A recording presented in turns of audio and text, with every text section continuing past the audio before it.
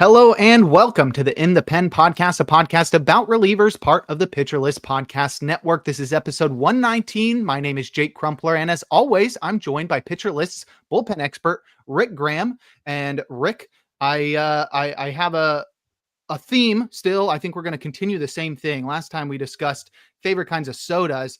I, as a 20-something-year-old working in a job, you are muted still. Working in a job, I have to. That's right. I have to drink a lot of caffeine, and I think most people my age and definitely older than I am and younger than I am, everybody drinks caffeine nowadays. It's one of those few drugs that are really accepted by our society. What's your go-to choice for caffeine? For me, right now, I'm drinking a yerba every single morning. I drink coffee, and I like Red Bulls as well.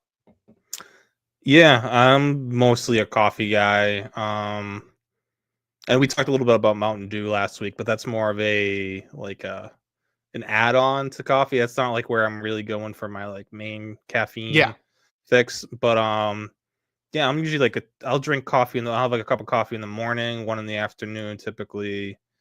Sometimes a Red Bull. But I've been leaning more into Celsius lately, as far as energy drinks go. But yeah, I'm typically coffee.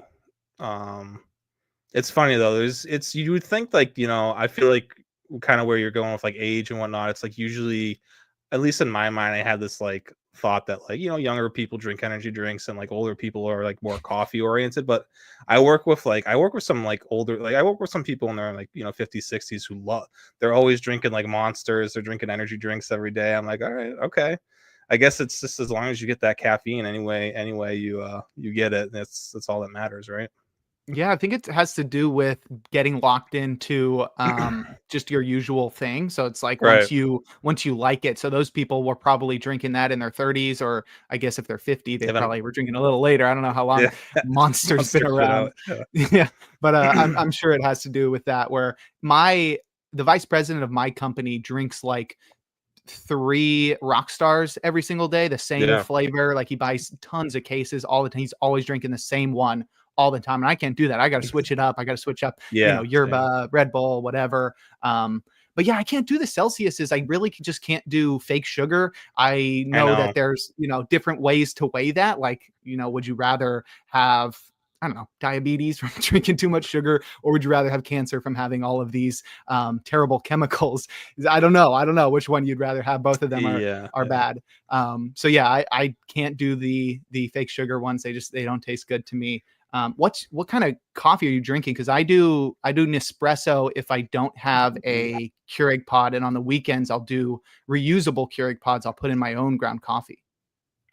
Yeah, if at work we have a Keurig machine, so I actually do a lot. I order a lot of our coffee. It just happened to be me because I drank probably most of it. So I at least am able to mix it up a little bit. I like to mix it up. I don't like to drink the same thing. I know a lot of people like a routine, but with coffee, it's I want to mix it up a little bit. A lot of times if I'm going on Starbucks, or Dunkin' around here, it's I'll get a coffee, iced coffee black or cold brew black. I'm not very fancy when it comes to what's in my coffee. All right. Well, I feel like I continue to get to know a lot more about you just by discussing your preferred choices of drinks. So I'm glad we've been letting our listeners learn some more about us as well over the past couple of weeks. I'll continue to come prepared, and in the future, I'll try to come up with questions that aren't drink related. But we are here to talk about relievers, as the podcast name suggests. In the pen, we're going to discuss the bullpens around Major League Baseball. Of course, we're going to discuss the news, injuries, and transactions from the past week. We'll then discuss the 3-up, 3-down section, where we discuss the closers rising and falling on Rick's ranks. And then we'll close things out with our main topic as we take a look at the advanced stats leaders in May. Stats like strikeout minus walk rate, swinging strike rate, and CSW. We'll even surprise you with another one that I'm still trying to get a handle on mentally. But But let's jump right into the news and notes, starting with the news as Justin Martinez underwent an MRI after landing on the 15-day IL.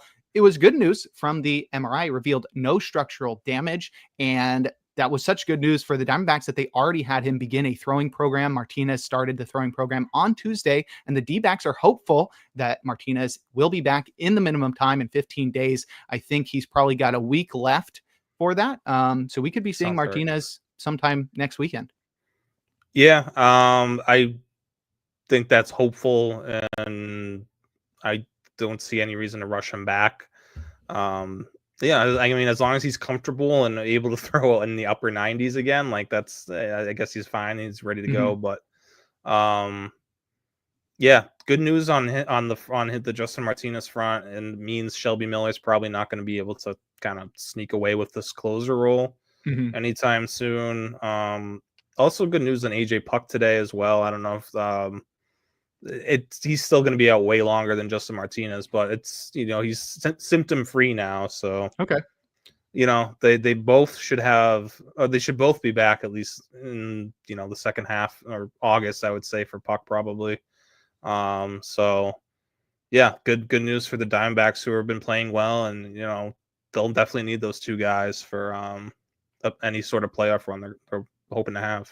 Totally. It'll be nice with Martinez to really know if he's right. You'll just be able to look at his velo and be like, okay, yeah, he's back, because it was so dramatic before he got injured, sitting 93, whatever. That is scary. That is scary. If he's under 100, I'm going to still be worried.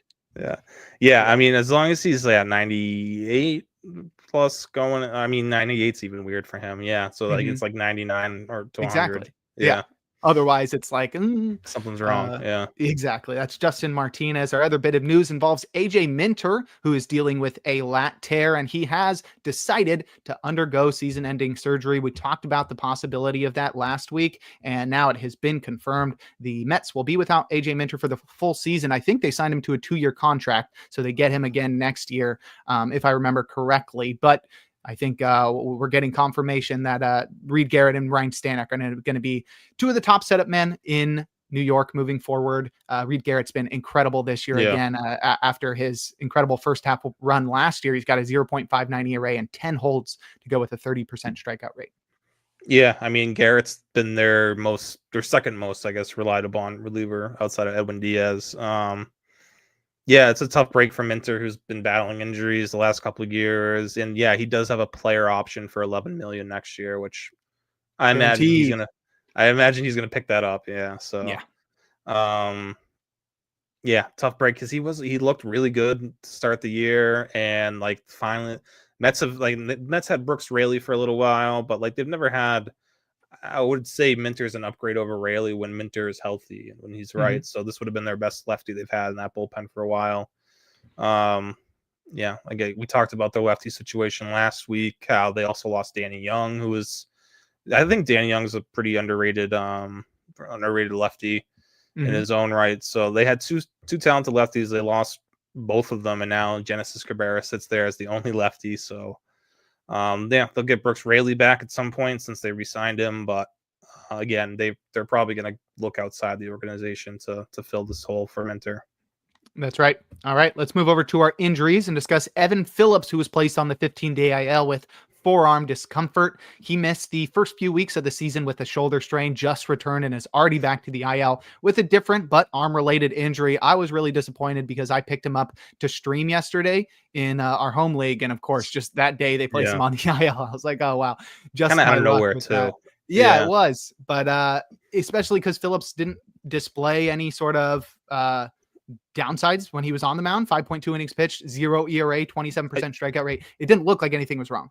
I think, if I remember, I might be getting some guys confused here, but I think it was something like popped up when he was throwing, like a side session or a bullpen or something. And it sounds like it's very minor, and it's just going to be a minimum stay. It's the Dodgers, so like, let's just throw him on the 15-day. He'll come back in 15 days, be refreshed. Doesn't sound like anything serious, at least, because he looked great leading up to this IL stint. It should hopefully be a minimum stay, and he'll be back way before Treinen and probably Kopech as well, because Kopech's still there's really nothing moving on that front, as far as I can tell. Yeah. I'm hoping it's a minimum stay. I mean, even though he's on the Dodgers, but Yeah. just the fact that he missed already a few weeks with the shoulder strain and was only back for like 2 weeks before heading to the Right. IL with what we usually determined to be a very concerning injury. Forearm anything is always Mhm. very concerning. I agree with you. I could see him back in 15 days, but I don't know. There is that slight possibility of he's already dealt with 2 injuries. I know the Dodgers are dealing with tons of injuries across the board in the bullpen, but the depth that they have in the minor leagues in terms of starters that can come up and pitch out of the bullpen, Right. I feel like it's going to be similar to Trinan, where they don't rush him back. It's probably not going to be super extensive, but I feel like they're not going to push to have him back in 15 days. Obviously, they wouldn't push if he wasn't ready, but I have a feeling he's not going to be ready at 15 days. But that's just me trying to predict the future. So we'll see where that goes. Next, we'll discuss Hunter Biggie, who was placed on the 15-day IL with a lat strain, and that really explains his poor performance to start the season. The ERA isn't bad for Biggie on the Rays. He had a 2.40 ERA in 15 innings, but his strikeout rate was down to 20%, and his ERA estimators were really bad, like above 6. So there was clearly something wrong with Hunter Biggie. Cole Sulser were called from the minors in a corresponding move by the Rays. Biggie didn't really have too much of a high leverage role. I know he was somebody with a little bit of hype after he got traded from the Cubs to the Rays and maybe could factor into the back end of this bullpen, but that doesn't seem to be the case early on this season. And I don't think we're going to see that now with this somewhat significant injury. Yeah. He really wasn't. Yeah. And between the just kind of meh performance and the usage, he was just slowly falling down my holds ranks and because someone I was really excited for going into the season. Yeah, But yeah, there's obviously a pretty good amount of competition in this bullpen, so it's hard to crack the holds ranks here. But that being said, this bullpen is imploding tonight. Um, Pete Fairbanks and Edwin Uset are about to blow a 4-run lead. Um, but yeah, for Biggie, I mean, hopefully we get him. I mean, 97.5 is what he's sitting. I feel like he's usually a little bit higher than that. I don't think that's a big issue. But yeah, the swing and miss was not there like we saw from him last year. So hopefully they can get him right and get this bullpen going too. Because like Mason Montgomery's another guy who's just I want to see him, start getting swings and misses a little bit more. Because Garrett Clevenger's been pitching, he's been awesome. Manuel Rodriguez has been very good. This bullpen, is what's going to drive the Rays into a potential postseason run. So getting Biggie back and ready and as good as he looked in a short stint last year, that's going to be a huge factor for this Rays bullpen. totally. All right. Let's discuss our transactions, starting with Matt Brash, who was activated from the 15-day IL. He's been out since 2023 after undergoing elbow surgery. Troy Taylor was optioned to the minors in a corresponding move, but this is pretty exciting for the Mariners. We've been waiting a while for Matt Brash to return. He was one of the most hyped relief pitchers back in 2023 after he broke out that season.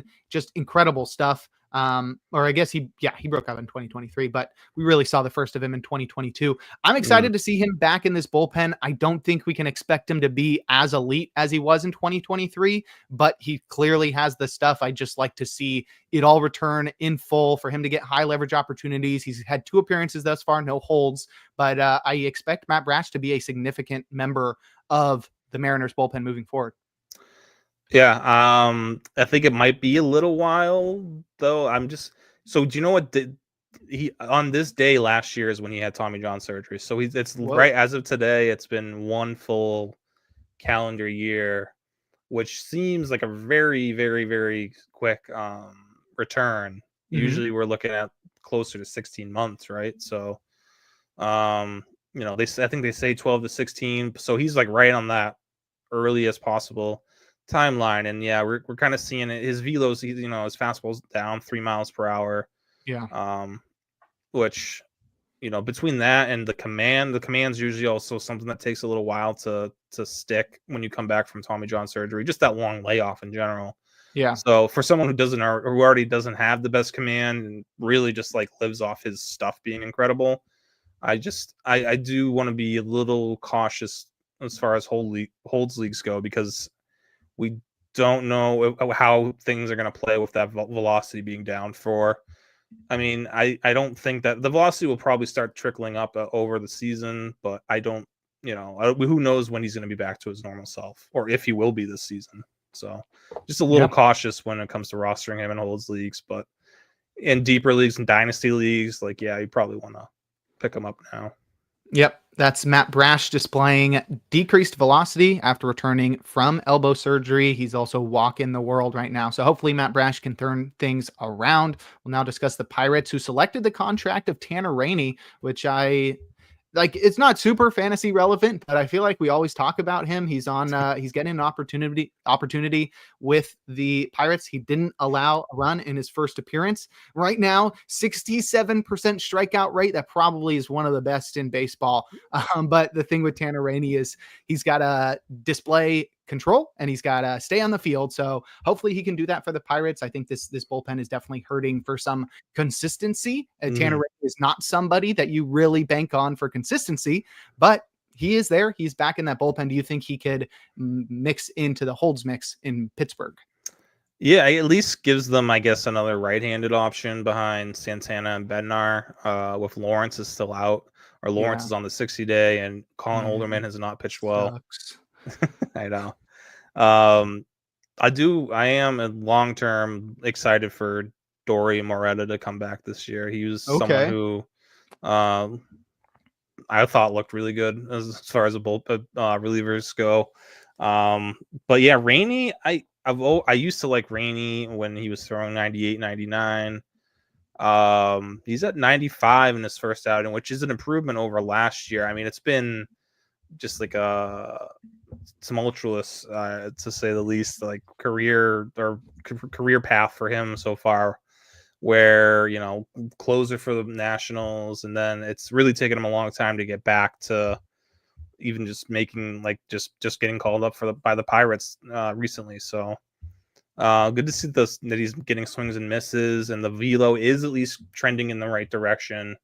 How effective can he be with that 95 mile per hour fastball? I don't know yet, but I'll just give it a couple weeks, and if he's still, striking out two guys every inning, then maybe we have a holds guy on our hands. All right, that's Tanner Rainey. We'll stay in the NL Central and discuss Craig Yoho, who did not look great in his brief debut. He was optioned to the minors. ERA 9.53, whip 2.29, more walks and strikeouts. Really not a great display of what Craig Yoho did in the minor leagues. He was unable to locate his changeup. The four-seamer, I don't know how they're labeling this as a four-seamer. Yeah. With 18 inches of run and 8 inches of ride. With 1.2 Hava, that is a sinker. But yeah, Craig Yoho really struggled in his debut, and that is not what we wanted to see from maybe our number one relief pitching prospect. Do you have hopes that he comes back again this year? And I don't know. Yeah. Is there any possibility that he factors into high leverage towards the end of the season? And depending on injuries and whatnot, it's definitely possible. It's a hard thing. It's even for relievers. It's like, it's just like any other prospect. It's you can be, the highest rated prospect in the game, like a Jackson Holiday, and you come up and you're gonna, still struggle. So it's same thing goes with relievers, and that's why it's like, people get excited. People were excited about Craig Yoho in February as being a potential closer here, and it's like, let's just pump the brakes until first of all, no team's gonna just like. The only person, I think Houston Street might be the only like rookie who was like a closer, right? Andrew Bailey. Andrew Bailey, yeah. The A's are kings of it, man. Andrew Bailey and Houston Street back then in the AL West. Okay. But other than those, like, it hasn't happened in recent history. No, not a lot. The managers, just bias reasons, they'll go towards the veteran guy in the bullpen over any sort of rookie anyway. So you have to be really special, and Craig Yoho is really good. It's just that, I mean, even his numbers in the minors, and the minors last year at AA, he was electric, but AAA, he's been, pretty good. But not like this guy needs to be closing out games for a Major League Baseball team good. So I'm sure he'll be back at some point this year. But, he's got Uribe in front of him, Nick Mears, Trevor McGill. Those are 3 really good arms that I'm not sure he beats out this season. Yeah, agreed. Next, we'll discuss Bo Brieske, who was activated from the 15-day IL. He had been out for a few weeks with ankle inflammation. He'll return to a bullpen that has somewhat figured itself out while he's been gone. There was a big handful of pitchers that were factoring into the 9th inning. Grant Herter, Tyler Holton, Brieske, Canely, and Vest were all factoring into the saves in the early going, but now it's down to just 2 guys, as Will Vest and Tommy Canely seem to have a grip on the 9th inning, and Vest maybe the leg up over him after pitching the 9th and the 10th on Wednesday. But Brieske's back. His struggles before the IL placement, I think, have him out of the running for the 9th inning, but I don't think we can count him out just yet. I would love to see him have some great performances out there and make it hard for AJ Hinch to keep him out of the 9th inning. But for now, I think he's somebody that's really only a holds play. Yeah, I mean, even for now, I would say a deeper holds play at that. But someone, it's like, I mean, Brant Herter's got 2 saves here. It could be anyone who ends up going on a run for saves in Detroit. Mm-hmm. So I would not be surprised at all if Brieske has his little run where, he gets 5 saves in a month and then probably just like disappears into like middle relief like action, because that's just kind of how this Tigers bullpen has been. So yeah, I mean, it's definitely an upgrade for. Is this who they DFA Kenta Maeda to? I think so. I don't know. Yeah, to bring Brieske back, so it's an upgrade there. But I'm not sure what the role is going to be yet. I mean, even Tyler Holton's kind of had a weird role this year. I think he's only got like 2 holds. But again, he gets like wins and like he's used in like every single situation potentially. So. We really can't compare this bullpen to any other bullpen in baseball, I feel. Yeah, it is very weird. But hopefully we can get into AJ Hinch's head with the stuff that we talk about on this podcast. He's gonna, I mean, if he's listening, AJ, if you're listening, just keep doing what you're doing. It's fun. It gives us something different to talk about. That's how I feel. That's right. All right, we'll close out this section discussing Dedniel Nunez, who was recalled from the minors by the Mets. I recall you mentioning that Dedniel Nunez was not doing well in the minors prior to this call-up. So despite all of the excitement we had over his impressive breakout last season and the potential for him being one of the top setup options for the Mets this year, he began the season in the minor leagues. Looks like 3.48 ERA and a 36% strikeout rate, 25% strikeout rate, because he's walking the world 13%. So I think we're going to be keeping an eye out on Dedniel Nunez's command when he comes back. Or now that he is back. He came back. He threw 1 inning. He didn't get any outs. I think he just walked 3 guys and they pulled him. So that's his first outing. So I mean, I'm still he was pitching better before he got called up. The velo looks good. Command is just the command's been atrocious in the minors and in his first outing here with the Mets. So. I'm still excited long term for Dedniel Nunez, but I think we got some work to do still as far as getting that command back to where it was last year for him. But the stuff still looks pretty much spot on to what he was working with last year. Cool. That's Dedniel Nunez. Not a lot of control, but still got the stuff. Hopefully he can turn things around and have a great follow-up campaign to last year. Next, we'll discuss the 3 up, 3 down section, but first we're going to take a quick break here on In the Pen.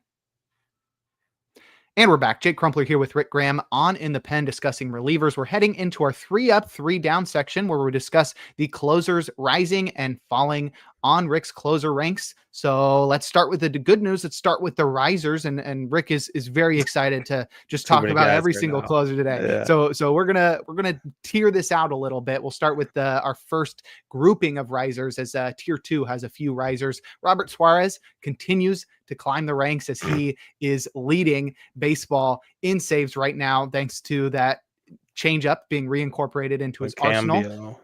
Yeah. Yohan Duran is also rising up the ranks as he continues to find success despite limited save opportunities.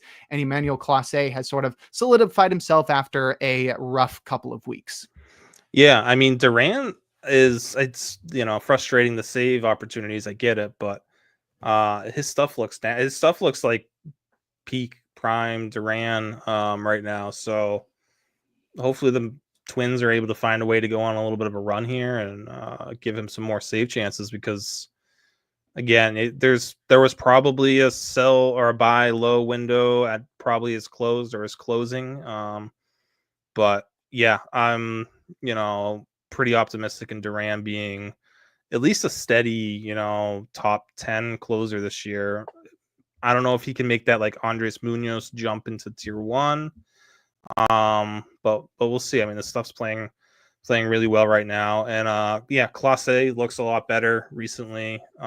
He's missing a lot of bats this year, which is maybe kind of how he has to go about things. He's had a lot. So he had a lot of good luck last year with batted balls, and he's having a lot of bad luck this year with batted balls. That's just how it is when you're not striking out, 30% of guys or more. And that's, even with a very good ability that he has to limit hard contact, you're still giving, leaving things up to chance when you're not getting strikeouts. So, but he's missing bats a little bit more this year, throwing his slider more, which I don't love the slider that much. The cutter is obviously his best pitch. But I'm fairly optimistic Clase is going to be just fine and finish as a top 5 closer probably. Yeah, the weird thing with Clase is you mentioned the increase in swinging strike rate. He's leading, or he's got a career high 19% swinging strike rate right now, but the strikeouts aren't going up. He's still at 21%, which is below what he was at last year when he was at 24%, when we were already calling him somebody that didn't strike out enough batters. So it looks like it's just a put away thing. His put away rate on both the cutter and slider are pretty low, below average. But the fact that he is able to get swinging strikes throughout an at bat suggests that maybe it's a sequencing thing. Maybe he can just mix up those pitches, throw a different one of those pitch into 2 strikes. Cause I think he gets a lot more put outs with the cutter on 2 strikes. So I think if he throws that more on 2 strikes, then he might have a better opportunity at getting strikeouts moving forward. But yeah, I think even outside of that, even if the swing strikes don't directly improve the strikeout rate, I think you're right in suggesting that it will improve the amount of contact that he's allowing. It'll be less contact. And like you said, that means more heavy reliance on BABIP and stuff, but I think less contact is always good. I mean, it's a guy with a 261 career BABIP who had a 197 BABIP last year. Obviously that's way too low, but this year he's at 442. Nice. So it's like something's got to give, something's got to even out here. Water should seek its level, and yeah, Clase should be fine.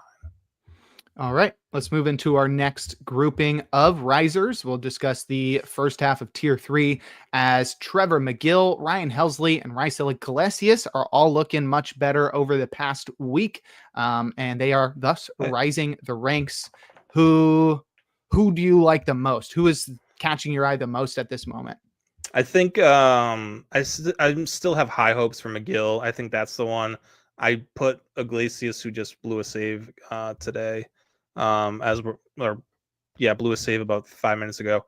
And Ryan Helsley, just because I've been moving them down a lot, and Iglesias had a really good week up until today, and Helsley looked a lot better too. But McGill is another guy who, kind of in the Yohan Duran, probably a buy low window here for TREVOR McGill. Not a ton of usage, only 3 saves, maybe 4 saves. I don't know if our player page is up to date yet. But 4. Yeah, 4. So I mean, that's really low at this point in the year. But the strikeout rate's up in the above 30%. CSW. I mean, everything else looks really good. The stuff's great. I would like the walk rate to be better, but I don't know. I feel like he's as long as he's healthy. That's the only concern with him. Is I feel like just one of these days we're gonna get I'm gonna see his name pop up as day to day on Yahoo or whatever, and it's gonna be like, I'm like dealing with a back tightness or something random, and that's my concern, McGill. But I really love what I've seen when he's pitched this year, TREVOR McGill. So And this is a Brewers team that typically over the past, I know it's a different team, but they typically give their closers a lot of opportunities for saves. So I could see a big run from Megill in the coming months. So yeah, if you can buy low on Megill, might be someone to take a look at. I'm still concerned about Ryan Helsley. I know you just talked about McGill, but Yeah. we mentioned Helsley in this tier. Swinging strikes are way down because I saw the strikeout rate down to 20% or whatever he's at, which is not good, not for somebody who's usually around 20 or 30%. He's at 22% right now. Yeah. And his swinging strike rate is way down 6% from last year. I tried to determine what the root of that was. The fastball has lost a little bit of run, actually a lot of run. It's cut its run in half, but the real effect is on the slider. He's been unable to locate that pitch down in the zone. We've seen the Y middle location raised by over 9%. So he's hanging that slider a little bit too much. It's leading to loud contact. It's leading to more contact. It's also forcing him to live out of the zone, I think, more as he tries to avoid contact on that pitch. I think the control of the slider is really the thing here. He's just not able to put it where he wants it. So he either gets wrecked or he misses the zone. And I think I'm a bit concerned with him because that's a real feel thing. So obviously you can really only hope that it just gets better through the year. And he's a guy who, he's always not, I don't want to say always, but in recent history, I mean, he gives up some loud contact. He's not, he is not a guy who wants to, have a lot of balls put in play against him. So he has had some bad luck with, home runs this year, but it's also, that's kind of been a thing for him in the past, 2020 through 2022, he had a, 16+% home run to fly ball rate. So, this is a guy who needs to be missing bats in order to be successful. So, and obviously the other concern is, will he get traded? He probably gets traded at the deadline. And then the way he's pitching now, how many teams are going to bring him in to be a closer, Right. So, Concerning. Overall concerning for Ryan Helsley. That's right. All right. The last tier of risers are Pete Fairbanks, Emilio Pagan, and David Bednar. Pagan had been looking really good up until blowing a save on Wednesday night. David Bednar has returned from the IL and basically reclaimed the closer role in Pittsburgh. And Pete Fairbanks actually, despite us finally getting off the Pete Fairbanks fan club, he's finding success. I don't know if it's warranted. I don't know if the underlying metric suggests it's sustainable, 23% strikeout rate, but he does have a 1.88 ERA and 8 saves so far. The Rays are using him exclusively in the ninth, except for last night, which was really weird because they used him down 7 and he had just pitched 2 days prior. That bullpen is overloaded, man. So yeah, then that might have hurt them tonight when he goes into the 9th inning and blows a save. So yeah, weird usage to say the least. I know you want to get guys work, but when you don't have a day off the next day, it is kind of weird. Yeah. Just using your closer in a situation. I think you set a pitch last night too in that game. Everybody did. So sure. But it definitely backfired tonight when you set in Fairbanks went out and blew a 4-run lead. So but yeah, I mean Fairbanks is the numbers aren't like the swing and miss stuff which was always like the thing with Pete Fairbanks was like, oh, you're gonna get a ton of strikeouts. He's a swing strike maven, and it's not there anymore. But he's been finding ways to keep the ratios intact and get saves, and kind of 24.5% strikeout rate's not the worst, I guess. It's not his best. It's by far from his best, but I don't know. It's like one of those things. It's like, I'm not saying it's going to happen because it's probably not. But if he can give you these fine ratios and 25% strikeout rate while staying healthy for 50+ innings for the first time, I think you take that, right? You take the trade-off, take a little less strikeouts just to keep him around and maybe finally crack the 30 save marker. Yeah. So it's been a very interesting Pete Fairbanks so far. But yeah, I'm interested to see how it plays out. I think he moved up 1 spot this week, but it's more or less like he's been reliable, at least that's something we've never really been able to say about Pete Fairbanks. For all that all the good things we've said about him, it's like reliability has been the one thing where that hasn't been there. Yeah, let's hope the pullback on the strikeouts helps him stay on the field and get a bunch of saves this year. As those guys rise up the ranks, others need to fall to accommodate them. So now we'll take a look at our 3 fallers, starting off with Kyle Finnegan, who maintains the closer role in Washington. But I mean, it's Kyle Finnegan. Like, he hasn't changed. His name didn't change. The pitch mix didn't change. But the number of saves didn't change. He's still going out there, got 12 saves on the season. But I mean, are you moving him down because maybe he tricked you early on and you moved him up, or is there something that changed? I don't know. I just think I got a little too carried away with putting. I don't feel right like putting him above some of these other guys. Like, it doesn't. I'll still very gladly take a chance on a HELSLEY or IGLESIAS or even a Pete Fairbanks at this point over Kyle Finnegan. So I know the stuff's been a little bit better, or at least the fastball is good. It's the splitter that's just like always been his secondary. That's just very. It's not doesn't do anything for me, a splitter, and that's the only secondary he has. I don't know. The 4-seamer is been great so far, but how long can that carry him? Because it's an above average 4-seam pitch, but it's not like I don't know. It's not even like Robert Suarez like last year. It's not. Yeah. Like Suarez at least had some more velocity. No, he's better command. Finnegan's down in velo. Yeah, it's a fine 4-seamer, but like I don't know. Maybe it's just the situation with Washington pitching in a pretty big ballpark. I don't know. It's like I second guess myself for betting against him, and then he has a couple bad outings. I'm like, okay, it's Kyle Finnegan. That's right. I forgot. But now I don't know. I don't want to bet on Kyle Finnegan. That's just long story short. I have concerns. I'm always going to have concerns unless like he gets a good secondary offering that comes out of nowhere, because he tried the sweeper last year. It didn't work. He hasn't even tried. It's just really splitter fastball this year. He's not even trying to throw a slider or sweeper. So you just, if you roster him, you're hoping for the best, but I would definitely consider trading or selling high if you have Kyle Finnegan. But I'm always going to say that. So I don't know.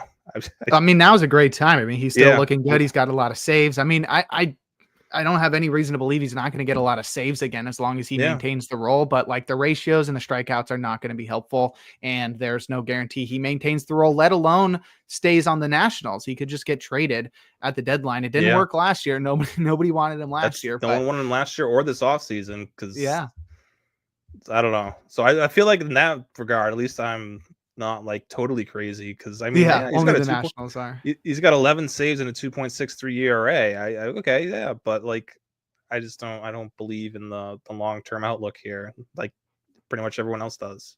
All right, that's Kyle Finnegan. Our next faller is Will Vest. The Tigers haven't had a lot of save opportunities over the past couple of weeks, and Vest actually hasn't pitched a lot. So why are you moving him down? Is it mostly just because of the uncertainty still present in Detroit? Yeah, I feel like we got a little bit more of Tommy Kahnle mixed back in over the past week, and it's just don't know why I thought Vest had have a chance to actually be the closer there and run it, like kind of take the job. I think for just at least for Detroit, I'm thinking we need to see like I don't know about a month, but like 3 weeks worth of like consistent closer usage, and even then it's like AJ Hinch could change his mind the next day, I feel. So I still really like Will Vest, especially in save holds leagues. I mean, his stuff's really good. But he might be like a 50-50 save holds guy where he gets 12 of each or something like that. So I'm not, for saves leagues, it's just hard to trust him over some of the other names that were previously below him.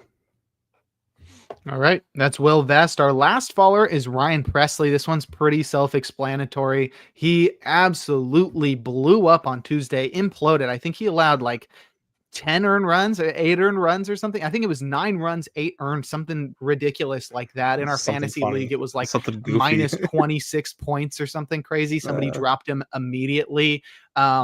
Yeah, it's going to be hard to recover from. His ERA is up to 7.62, and it's not like right. he was performing well before that. We were all just waiting for the ball to drop, as he had a sub 10% strikeout rate. He's at 8% right now. I have the feeling that the next time Ryan Pressly pitches, it will not be in the 9th inning. It shouldn't be. And I know like Porter Hodge hasn't exactly been awesome, but he's still an upgrade over Better. Ryan Pressly and his negative 4.8% K to walk rate. Yeah, the wheels have just fallen off. Because his fastball has never been great, but it's deteriorated a lot over the past couple seasons, last 3 to be exact. And now we're here where it's, I think a lot of it, Pressly's been having knee issues for the past couple seasons too. I feel like that's definitely a big factor. It's just definitely a chronic thing with him. So I can't believe he's not on the IL or just something. I don't know, because I don't think they're gonna DFA him right away. I guess they might just put him into some low leverage situations, see if he can fight through it and hope for the best. But yeah, this Cubs bullpen is not exactly just deep at the moment. It's really, even after Porter Hodge, Brad Keller's pitched good this year. Is Brad Keller going to move into a setup role? Chris Flexen, another starter turned reliever. I mean, like Gavin Hollowell is interesting. Julian Merriweather's flashed 3 years ago. Drew Pomeranz flashed 7 years ago. I don't know, like, if any of these guys are able to make. they got Palencia. Palencia throws 100. Palencia's looked pretty good, but maybe he's made some tweaks. The numbers, the like stuff and PLV numbers aren't as high on him as they used to be, but he has pitched better than he has in the past. So maybe it's he's kind of taken something off of his stuff to have better command. So that's the trade-off. That's fine. But yeah, Palencia is definitely someone I would keep an eye on in holds leagues. But everything else here, it's really dicey. So if you remove Pressly from the closer role and then you move Hodge into it, how do you get the ball to Hodge? That's going to be the next question. Yeah. So yeah, that is rough. Well, that's Ryan Pressly. We'll see how things go there. Before we end this section, you do have a note here suggesting that when you put Mason Miller and Jeff Hoffman in the top 3 for the first time, of course, they come out this past week and just have terrible weeks. You also mentioned Alvarado and Chapman. I don't know. They walks were kind of an issue for them this past week. Yeah. Alvarado just had that one outing, right? Yeah, but I don't know. Alvarado's a tough one for me to because he was getting a lot of swing and miss at the beginning of the year. It's kind of tapered off. Again, I don't love the command. He's definitely more of even with the lower walk rate, he's a control guy over command all day. So I just feel, I don't know how much, I don't know. I still like him as a top 12 option for sure, but I don't know if the upside is there for him to kind of be anything more than that. Jeff Hoffman's had a really rough week. Yesterday those 2 too. Blow-ups were terrible.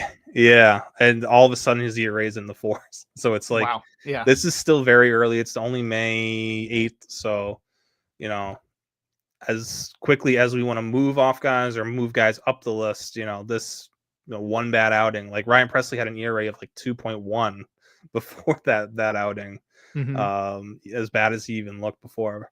So yeah, things can change in an instant this early in the season.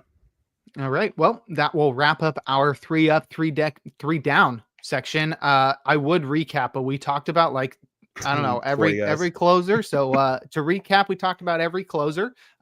Next, we'll head into our main topic and discuss some advanced stats leaders in the month of May. But first, we're going to take our second break here on In the Pen.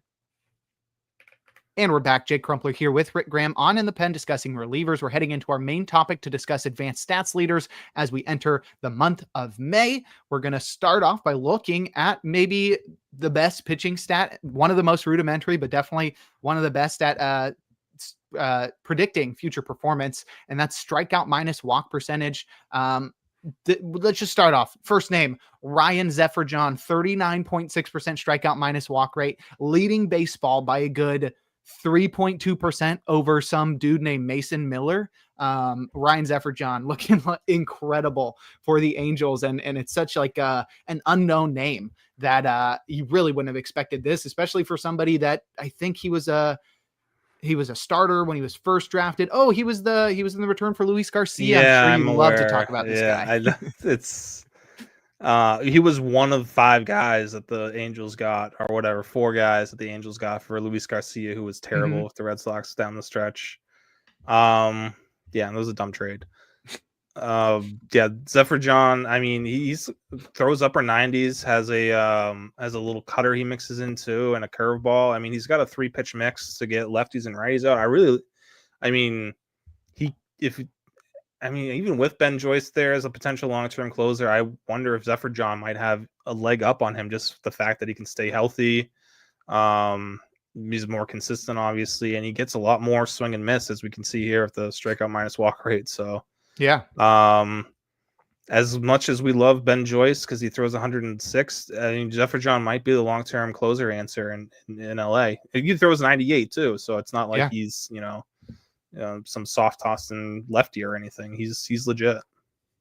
That's pretty exciting, especially for an unknown name. You rarely see the Angels have a big success story in terms of pitching development. So this is a good sign, I think, for the Angels as a whole. But I think for now, we have to suggest that this is a one-off thing. I don't think the Angels are all of a sudden just incredible pitch development. The Red Sox developed him and then gave him away. That makes sense. What happened. That makes more sense. Yeah. All right, that's Ryan Zephyr-John leading baseball in strikeout minus walk rate, as I mentioned, followed by Mason Miller and then Kirby Yates. So that's pretty good to see him performing well. I then highlighted Garrett Clevenger, who's got a 34% strikeout minus walk rate pitching for the Rays. He's been very good this season, 2.03 ERA and a 38% strikeout rate. I don't think there's anything different with Clevenger, but he's definitely going to be a more reliable option in that bullpen. I mean, with Mason Montgomery there, it's tough to say that Clevenger is the number 1 left-handed option in that bullpen, but that's sort of been the case thus far. And he's proven that he deserves to be that number 1 option as well. He's outpitched. Yeah, he's definitely outpitched. He's outpitched Montgomery. I've been a big fan of Clevenger for a while, but he's, health's been an issue for him. Last year was the first year he kind of had a full season, and the whip was not great, but I want to say he pitched a lot better in the second half. He had some walk issues in the first half, but the second half he was great. Just kind of a sinker slider lefty who will also mix in a sweeper, but not overpowering, but he's got, his pitches move a ton and he gets a lot of swings and misses. So, he's right now ahead of Mason Montgomery for, obviously he's pitched better, but he's not, Montgomery to me has like future closer written all over him. Clevenger is more of a, he's more of a setup guy who can occasionally end the game, but it's definitely a holds league, someone who's been flying up my rankings recently.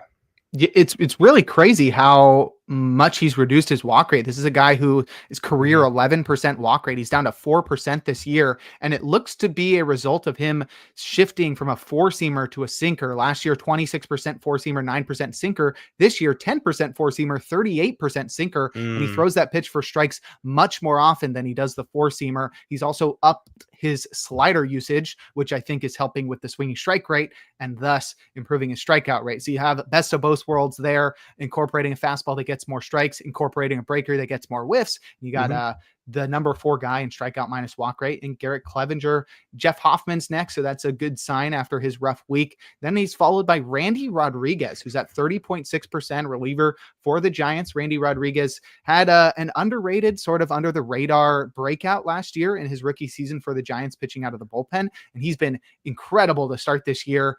1.15 ERA in 15 2/3 innings pitched with a 34% strikeout rate. That's Randy Rodriguez. Yeah. The strikeout, this is a bigger factor with that walk rate being 3.2%. That's awesome to see, especially for like these younger guys who throw hard. Usually you don't see walk rates that low. I don't know if it's sustainable, but he's kind of just leaned into like, yeah, my stuff's awesome. I'm going to throw it in or around the zone, and let's see if people can handle it. The four seam location's been kind of, I mean, it's been fine, but it's not exactly, he's not just like living at the top of the zone like I think I would like him to, but it's been fine. He throws hard, he has good IVB on it, and then the sliders, this true swing and miss pitch where he's got a 22.7% swing and strike rate on it. You know, we have Ryan Walker here and Camilo Duvall, but Randy Rodriguez maybe he's got a potential to be a future closer. He's definitely has the 2-pitch mix, the fastball slider that live up to that elite 2-pitch mix that you want to see in a closer. So, yeah, perhaps if Walker has a couple more bad outings than Duvall, I think Duvall's been really lucky this year. He looks better for sure, but it's not the Camilo Duvall we've seen in the past. So Randy Rodriguez might be there knocking on the door if those two guys falter. He might be next in line, because I don't think Tyler Rogers isn't a closer. He's great. No. He's a great setup guy, but he's not a closer. No, you got to throw him 4 days in a row. Yeah, that's the thing. Yeah. Yeah, he's there to just pitch whenever you need him. Yeah, not any spot, any situation. Yeah, whenever you need a ground ball or whatever. Yeah.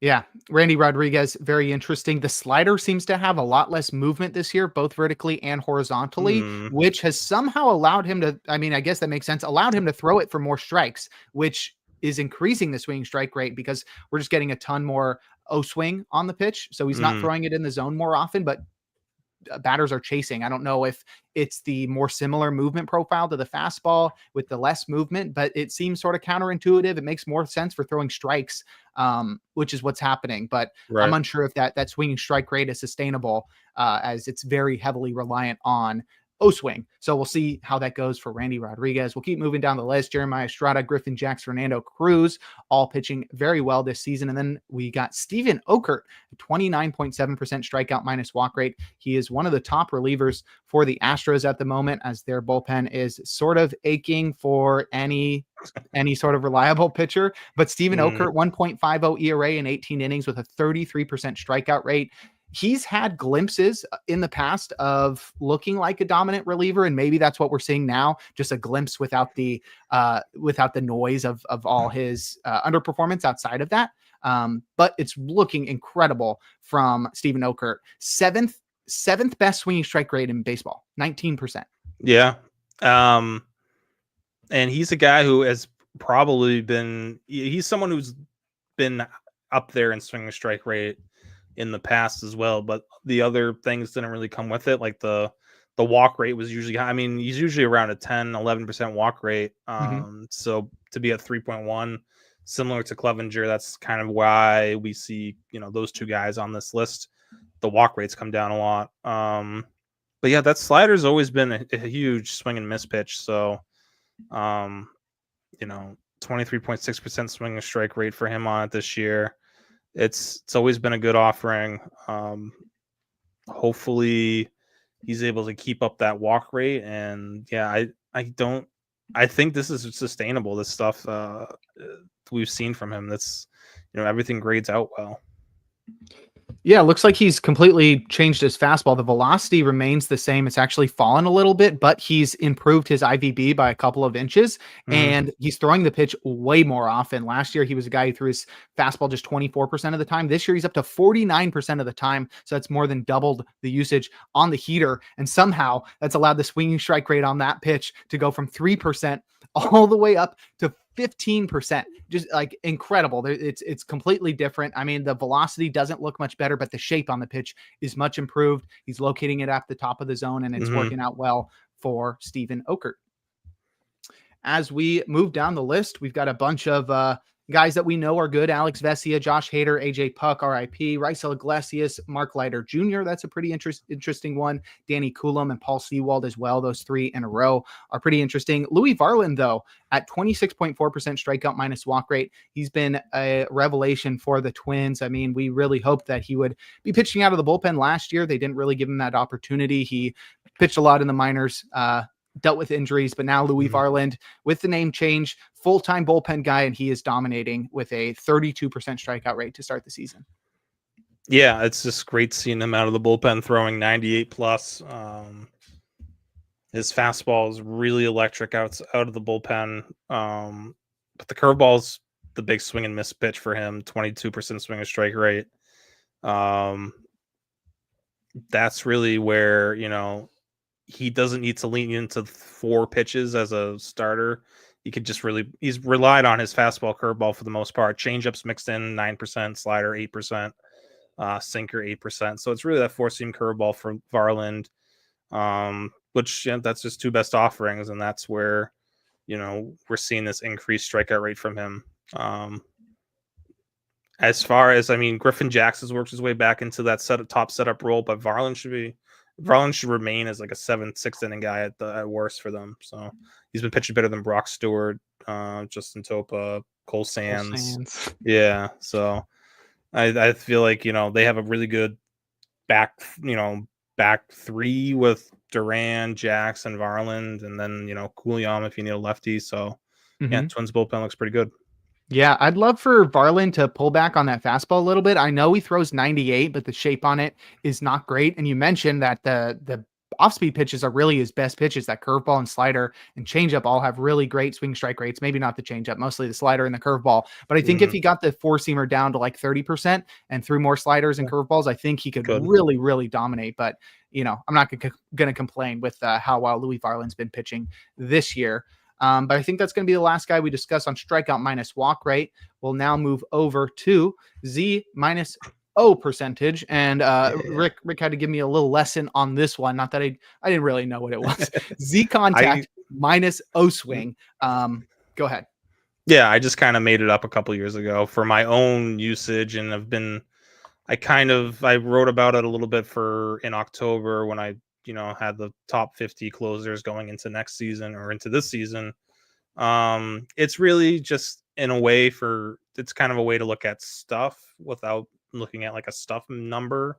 Because you're taking Z contact, so ability to miss bats in the zone, obviously a good skill set to have, and then you're just taking away O swing, so chase rate, get ability to get hitters to chase outside the zone, and you're getting a number from that typically correlates to very similar to like swinging strike rate for the most part. There's definitely differences, but a lot of the same guys you see in swinging strike rate leaderboards are in this Z minus O leaderboard as well. It's almost like an overpower rate, like how much you're able to overpower a batter. That's actually a good way to put it. Yeah. Because it's like you're overpowering if you're throwing fastballs by guys in the zone, or if you're throwing breaking balls out of the zone and getting swings and misses. So that's right. Kind of how I look at it. Yeah, it's a good way to put it. All right. So of course, the most overpowering pitcher in baseball leads the list. Justin Wilson at 26.1%. I don't know. It's an outlier. Have you determined how you're gonna explain that one? It's definitely more of an outlier than anything, but Justin Wilson, and there's a reason why the Red Sox, remember the Red Sox signed him in like late November. They're like, we need to sign Justin Wilson. Early. They brought him in, and because he was missing bats at a really high rate last year as well for the Reds, but he was kind of unlucky. Has been somewhat unlucky this year too. And the reason why Wilson's on this leaderboard and none of the other ones is because he's last, or him and Jalen Beeks are last in baseball in called strike percentage. So he's not getting any called strikes. but his stuff has kind of been unhittable outside of that. Mhm. It's a weird outlier, and then this is one of those situations where we need more of a sample size to let things play out. But it's something to keep an eye on with Justin Wilson. Is not getting a ton of holds usage with Boston right now, but he, between him and Brian Bernardino, who kind of goes up and down in this roster, I feel like Wilson's a safer left-handed option to look at moving forward than Bernardino. So, not a name to really look at in holds leagues for now, but if you're in deeper holds leagues, I guess maybe, or AL only, Justin Wilson might be of use moving forward. Yeah, and to lend some credence after discussing Justin Wilson to Z-O percentage, which is what we're sort of deeming how overpowering a pitcher is. Following him is just Mason Montgomery, Aroldis Chapman, Griffin Jacks, Mason Miller, Jeremiah Estrada, Josh Hader, all the most overpowering pitchers in baseball. So it's certainly Ryan a Zephyr-John. stat. That too. Yep, he comes right after that. Yeah, I have him bolded because he's on every single one of these lists. Ryan Zephyr-John, incredible this year. But yeah, we're definitely seeing how this stat suggests that some of these guys are overpowering. It is interesting to see, though, 3 Red Sox in the top 10. As I mentioned, Justin Wilson and Aroldis Chapman. They've also got Justin Slayton in there, who's been struggling this year with a 6.57 ERA and just a 17% strikeout rate. So I guess he's not getting enough chases. I don't know. I would have to see how it breaks down, but I feel like with Slayton, yeah, and even today he had a scoreless outing today, but he didn't get any strikeouts again. I think it's more of it could be a similar situation with Justin Wilson. I actually do think when I looked at in a weird correlation to the Red Sox when I looked at called strike percentage, and like the bottom 10 to 15, there was like 3 or 4 Red Sox. I believe Slayton was in there. So it seems like hitters are just being super aggressive against Red Sox hitters or Red Sox pitchers. So that's kind of been why we're not seeing as many strikeouts. There's just a lot of more balls put in play against these guys. But yeah, Slayton, I'd have to imagine that starts to come back, the swing and miss, because everything was pretty much the same as it was last year where he was dominant. So yeah, I'm cautiously optimistic in Slayton, but for now he's not even, Greg Weisert's kind of taken over that 8th inning role for the Red Sox, so Slayton's not even really in the mix anymore. Yeah. All right. Next, we'll discuss Seth Halverson. He's sort of been on all of these lists, and I see him pitching a lot for the Rockies. The Rockies have had like 3 saves this year, so it's not really 6 wins, it's not really a bullpen we're looking at for saves. But obviously, we were somewhat excited about Halverson entering this season. The strikeouts have not been there. The walks are way up, but the underlying numbers suggest that there's still a bit of some intrigue in there with Halverson, let alone the 41% Z-O percentage. Yeah, I guess Agnos is their closer, but I still prefer, I don't know, I guess I prefer Halverson. I don't really prefer anyone in this bullpen at the moment, but yeah, Halverson still to me can be a David Bednar-ish type reliever closer. Yeah, it's good, and he's right next to David Bednar on this list, so it's kind of fitting. I would like to see, he has never gotten a ton of swing and miss or a ton of strikeouts, and even in like the upper minors. So maybe that's just not going to be his thing, despite throwing 100 with a kind of overpowering splitter slider combo. But yeah, this shows that there is more in the tank for him to get strikeouts and more swings and misses. It's just about, pitch mix usage and, what pitch are you throwing in certain counts, because who else was? Who was on the top, near in the top 10 in this list last year? Angel Shavili. So remember, he was again a big swing strike guy, but he could not strike anyone out. So yeah, what happened to him? He's been okay. Oh, he's up. Year. He's up. 4.43 ERA, 15% strikeout rate. Nice. So, nice. I mean, that's not bad for a Rocky reliever. No, but He's still not striking guys out, and he's No. not missing bats at all. So that might have been just a fluky situation with Shavili last year. But I Mhm. feel more confident in Halverson for sure. The stuff, the eye test plus the metrics suggests that there's more. There's more here there's more in the bone for Halverson to get strikeouts. All right. Let's move on to swinging strike rate. And I think the name on top of the list is already eye catching enough. Brendan Little, 24% swinging strike rate, leads baseball by Way up almost there. 3%. Yeah, he is Yeah. just lapping the league, which is incredible for a guy who last year had an 18% strikeout rate and a 13% swinging strike rate. And honestly is known as a guy who's better at getting ground balls than getting strikeouts. So when you combine somebody who was already known for having an elite ground ball rate, and now you have him get a bunch of swinging strikes, I mean, I think we're seeing some really interesting stuff from Brendan Little here in Toronto. Yeah, it's kind of a similar. I believe Dylan Lee was kind of the early leaderboard, top of the leaderboard lefty last year. Mm-hmm. Kind of just coming from out of nowhere to a degree. I did like. I mean, Dylan Lee's always kind of shown some stuff where Brandon Little was, yeah, more out of nowhere than Dylan Lee. But Little still, I had some concerns. I thought he was going to taper off a little bit towards the end of April, but he's still pitching well. He's still getting, but like you said, the ground ball rates is another thing with him, where he gets huge ground ball rates with that sinker. It's almost like Clay Holmesian from the left side. Like, it's like huge ground ball rates, but he also has swing and miss in him with the slider, that's slider and curveball he throws. Mm-hmm. Yeah, I don't see any real reason to think that this isn't sustainable. I mean, he's going to have probably a little bit higher ERA down the line. I think that whip at 1.34 probably comes down even more. The walk rate's been kind of an issue with him, but we'll see. Maybe the swing strike rate takes a hit as he starts throwing more pitches in the zone to just be more efficient. But I mean, 24% swing strike rate, not gonna argue with that. Yeah, so that's Brendan Little really having an exciting start to the 2025 campaign. As we move down the swing strike rate leaderboard, Mason Miller, Kirby Yates, Aroldis Chapman, all three of those guys been huge.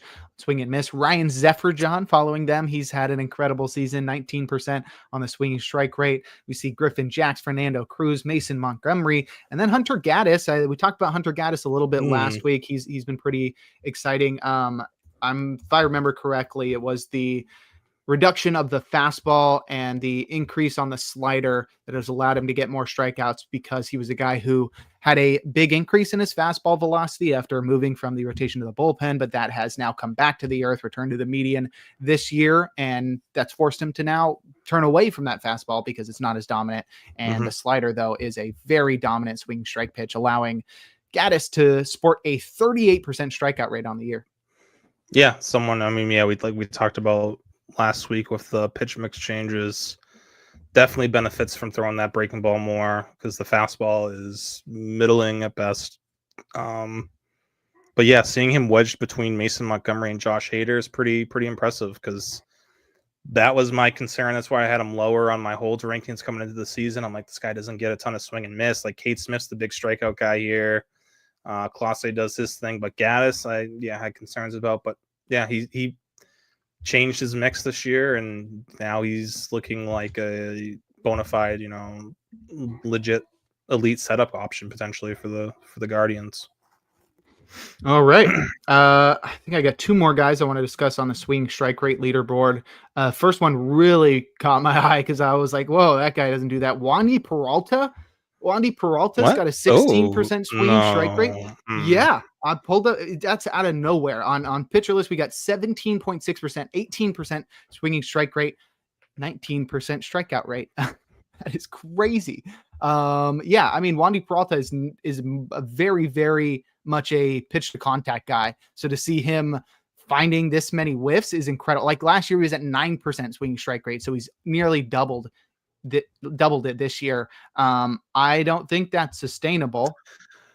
I have I don't know what it means, but I have some sort of theory with the Padres, because all of their bullpen guys are having like incredible numbers this year. And I mean, is it just, are they facing, like, is the are they just getting like lucky against, like, I don't know. It's just weird how, like, you know, Yuki Matsui's having a breakout. All these guys having breakouts. Wandy Peralta getting all this swing and miss. Maybe it's just competition wise. I don't know. I know, you know, they're in the Dodgers division. They've played the Dodgers. I think they played the Dodgers already. So They must have at least once. Yuki hasn't yeah. pitched against them though. Yeah, so it's where's so the swing and miss is coming mostly on the changeup for Peralta. The changeup and the slider are like The slider, three times more than what they were last year. He barely throws the slider. Yeah, it's great. He barely throws the changeup for what it's been doing. He throws that sinker way too much for how good it is. I mean, it doesn't even get a lot of ground balls at 55% or strikes at 63%. So I don't know why he throws the sinker so much. There is something to suggest that maybe Wandy Peralta just throw your changeup like all the time, become lefty Tommy Kahnle. Yeah. I mean, that's kind of what he's done in the past. I don't know. I don't want to talk too much about Wandy Peralta, but he did have a blow up the other day, but other than that, he's pitched pretty well this year. Yeah. All right. The last guy in the swinging strike rate department I want to discuss with Jackson Rutledge. He was a former top starting pitching prospect for the Nationals. He's shifted to the bullpen now after sort of failing as a starter, and he's gotten off to a good start this year. 2.08 ERA, 13 innings pitched, and a 33% strikeout rate. I do want to double check that his fastball velocity hasn't gone up, and it is not, which I would have expected it to. I had a whole talking point if his fastball went up, but now I'm just going to hand it back to you. Well, what if it did go up? What if it did? I was looking at a sinker. Oh, okay. No, I don't know what you're looking at. The cutter? I'm just saying. What if I'm wrong? If you're just wrong and it actually did go up. No, I'm not. I'm not wrong.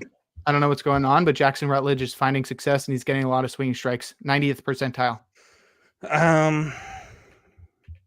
Yeah, because I don't have a ton on Jackson Rutledge either. Me neither. But I've added him to the holds mix. He's getting strikeouts at 33.3%, 16.4% swing strike. Just another starter turn reliever having more success in the bullpen. But yeah, like you said, the velo hasn't exactly just drastically gone up since he moved into the bullpen. No. But yeah, the slider's just getting a ton more swinging strikes. 28% swing strike rate on the slider. Cutter's not a bad pitch. 17.5% swing strike rate. It's kind of more of a slider. It's more slidery than cuttery. But yeah, and the splitter too. Splitter's got 26% swing strike rate. So yeah, his off-speed stuff's getting swings and misses. I don't know. Again, there's not a lot of fun or good options in the Nationals bullpen right now. Exactly. That's why I brought him up. So Rutledge is a guy to keep an eye on for that reason alone. Especially like Ferrer has not pitched well. That was my guy. I was like hoping he would take over the closer role, but now I don't know. Maybe Rutledge can be next in line. This is why Kyle Finnegan has 9 lives. You know, there's no one else here. Yeah, well, hopefully Rutledge is that guy. We'll have to get a larger sample size before we can really have a real good opinion on Jackson Rutledge. Now we'll close things out looking at the CSW percentage leaderboards. At the top, Gabe Spear, 36.6%, tied with Fernando Cruz and David Bednar. I think we sort of know what's going on with Fernando Cruz and David Bednar. Spear, we've talked a lot about this year as well. Got his velo back, just sort of fixed everything. Brendan Little is on here as well at number 4, followed by Mason Miller, which you got Mason Miller at number 1 on your closer ranks, right? Yeah. And he's just at the top of all of these lists. Like it's like the outliers on top and then Mason Miller. That's where the list really starts. Yeah. With Miller. Yeah. Yeah. And then Garrett Clevenger and Ryan Zefferjohn are on here as well. Brian King, I think, is definitely an interesting one to look at. He's got a 35.2% CSW this year. He's been pitching very well for the Astros for a bullpen that really, really needs some reliable pitchers. 1.72 ERA, 0.83 whip for Brian King to go with a 28% strikeout rate. Yeah. Again, we talked about another lefty there. Steven Okert. But King's been just as good. Maybe not just as good, but he's been pretty good. And yeah, this bullpen is super left-handed heavy. It's like we talked about the Marlins back in the day being left-handed heavy. Now it's really the Astros with their 3 lefties in Hader, Okert, and King. Is King on any other list? Because I mean, his numbers. I didn't see him. Maybe he probably just missed out because yeah, he's been awesome all across the board this year for the most part. So yeah, good to see him. Good to see him on here, and yeah.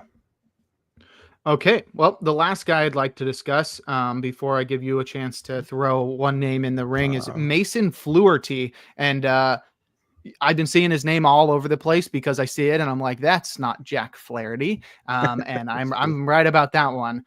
This is Mason Fluharty. He's a 23-year-old left-handed pitcher for the Blue Jays. He's been pitching pretty well this year, 2.08 ERA, a nice 0.69 whip to go with a 26% strikeout rate. But that 33% CSW is pretty intriguing from Mason Fluharty as a 2-pitch cutter sweeper arm.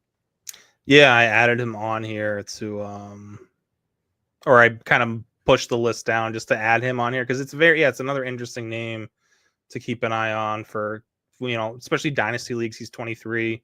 But yeah, lefty with that, cutter sweeper. That's kind of like, Emmanuel Clase's repertoire, except for this dude throws 89, not 99. But the sweeper's a big swing and miss pitch for him. Or at least CSW pitch. It's getting a ton of called strikes, 23.3%. So that's, is this something, maybe he's just like a new kind of fluky or kind of unorthodox arm that hitters are not adjusted to yet. Maybe this doesn't last, but it's definitely a name to keep an eye on because whatever funky stuff he's doing, it's working.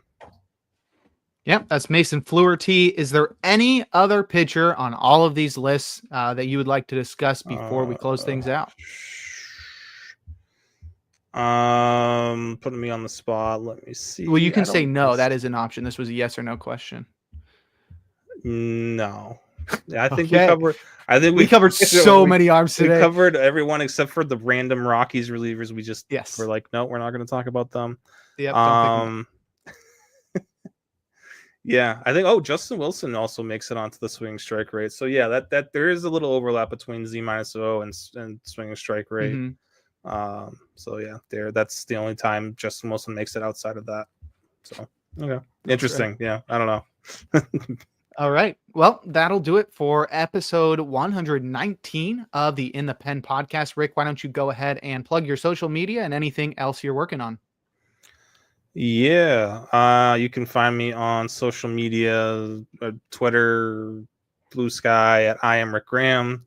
Putting out 3 lists every week, which next Tuesday will be closing time, and it will be my 700th article published. 700. I know.